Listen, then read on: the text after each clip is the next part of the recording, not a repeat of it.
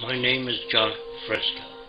I'm project director of the Venus Project in Venus, Florida.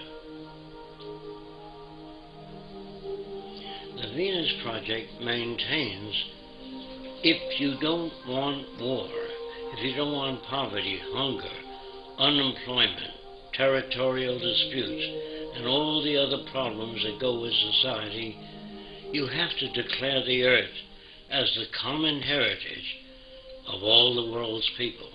If you fail to do that, you'll have problems to the amount of events you don't want to change. If we don't change, we'll have the same problems over and over again.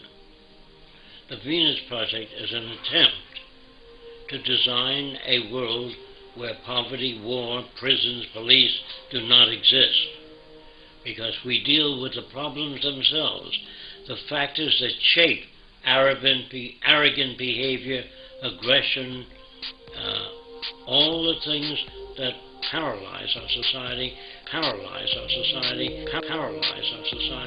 and prevent it from growing. Politics was good 100 years ago. Today, politicians have no ability to solve any problems because they're not students of behavior, they're not students of agriculture, oceanography, they know nothing about the factors that operate the world. So they say things that people like to hear, and that gets them elected. Now, scientists, on the other hand, are not concerned with public approval. What they do, even if everybody on Earth believed the Earth was flat, they would say, "You're wrong. This is the evidence we have to support the fact that the Earth is round." But they don't say, it's a little round, a little flat. That's politicians. Money was a convenience designed by man many years ago.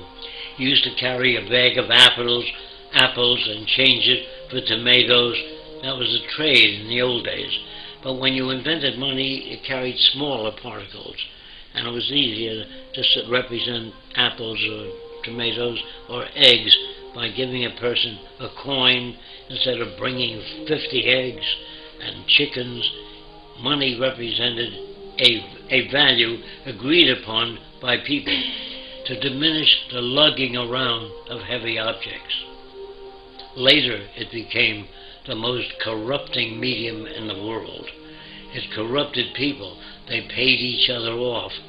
If you wanted a congressman to act in your behalf, you put up a certain amount of money to help him get elected, and you owe that person a favor. And that's the same with the drug companies, the auto companies, the banks. All systems all over the world that use money are basically corrupt. Religion. In the old days, people could not account for natural events. They really know where all this came from, so they assumed there was a guy that lived up in the sky that made all these things. He made the earth. I think he took 6 days. On the 7th day, he rested. If it took 6 days, it means it was turning while he was making it, because you couldn't have a day. And that must be pretty rough to handle things while it's turning. And then he made a man and a woman and put them in a beautiful garden. Then he made a snake which walked upright and said, do terrible things. And the people eat of the fruit of knowledge. And they ate the fruit and he kicked them out. First he made the snake to tempt them. I don't understand this all-loving, all-benevolent being that loves everybody. And then he creates the plague and other diseases when he gets angry. And then if you don't follow the teachings, all the religions, you burn in hell, burn in hell, burn in hell. And that sounded to me like a psychopath, not God. But I'm mixed up when they tell me God loves everybody, then he creates a plague where children die. And I say, how come the children dying?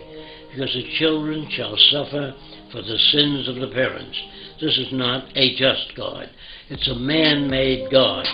So when you ask me whether I believe in God, not the concepts of God I've heard. War is a word which was invented when one territorial group of people took away other people's land. They used force and violence, and war was the media for doing that. You shot other people, stole their women and their resources for your own gain. And nations have been at war ever since man invented weapons. And as long as you invent weapons, you can have war. And war is the means of protecting everything you've stolen from others. No nation starts out very big. They start out smaller and take land away from other people. And they don't take it by invitation. They weren't invited to take over the land. They took it by killing, force, and violence. And war is the most inappropriate way of solving the differences. That's why I'm against the Pentagon and the military, because they majorly should be concerned with how to bridge the difference and bring nations together toward a common purpose, namely taking care of the environment, one another, and restoring the damaged environment. That's what I'd like to see in military systems.